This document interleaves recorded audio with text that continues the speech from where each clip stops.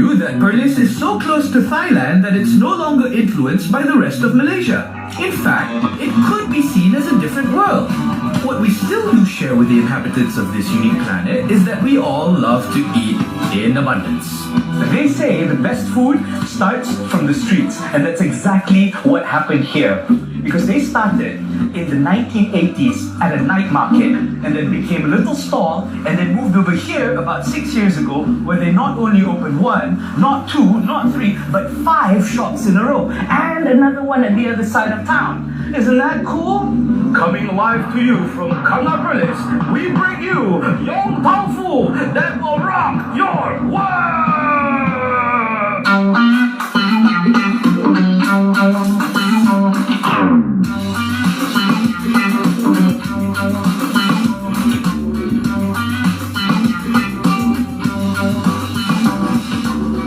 Look at this, right? It looks like a creature from the planet Glob. I mean, it's all mixed up, it's huge, it's absolutely intimidating, but I can't wait to totally attack it. I feel like I'm about to go into a fight with a huge plate of Yong Tau Fu. And you know what that makes me, right? It makes me a Yong Tau Fu fighter.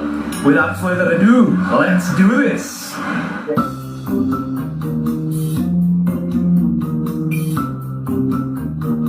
Let's start with tasting the sauce. It seems like your standard Yong Tau Fu sauce, but it's not. It's a bit sweeter. It's got a slightly different profile. I can't put a pin on it, but it is very, very nice. It is doused with a whole load of peanut. Let's taste the goods.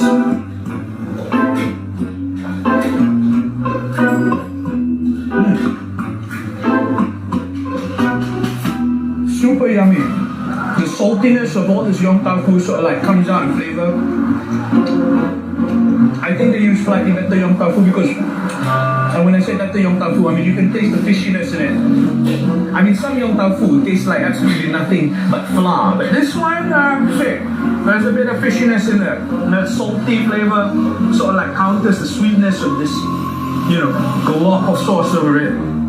The only thing for me is, I can't really tell what I'm eating, so it's kind of like the Yong Tau Fu surprise every single time you put it in your mouth. This is what I really think about this place.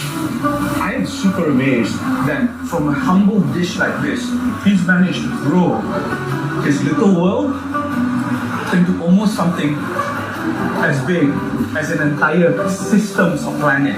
He's got 5 shops. This place is no longer a world. It's almost like a little universe. And that is why it's so special.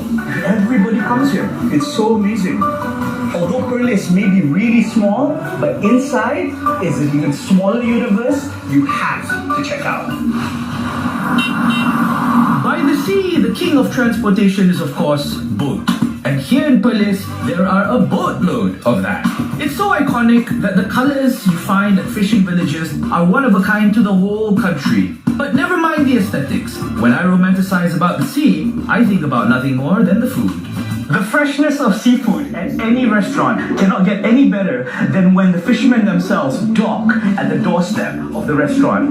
And when the fishermen themselves come over to eat, you can tell that the cooking technique must be legit.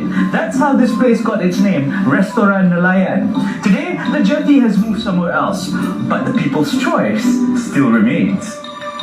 And the people of Perlis will always choose fresh produce. The fluffiest batter and the choice style for cooking has always been and always be deep fried.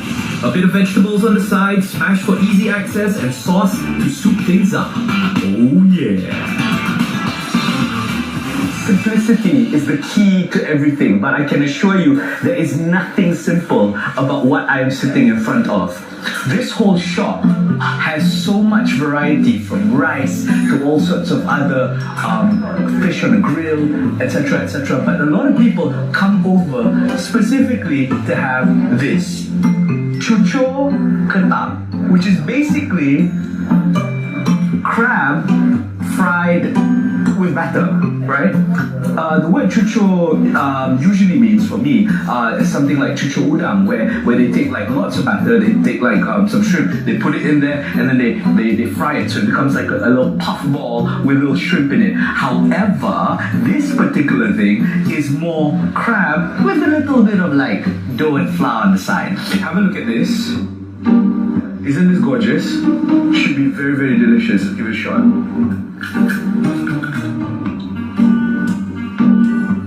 This is so good. The best part is it's so fresh that the meat just falls off the shell if you peel it right. Let's see if I can do it right. Oh yeah, look at that. Boom. I can't believe this came out of a crab that was fried. Simply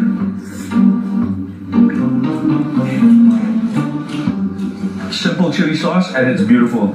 I'm gonna move on to the next best thing here, which is the pasambo. This is what people have been coming for all the time, and they have been for the past 46 years. Woohoo!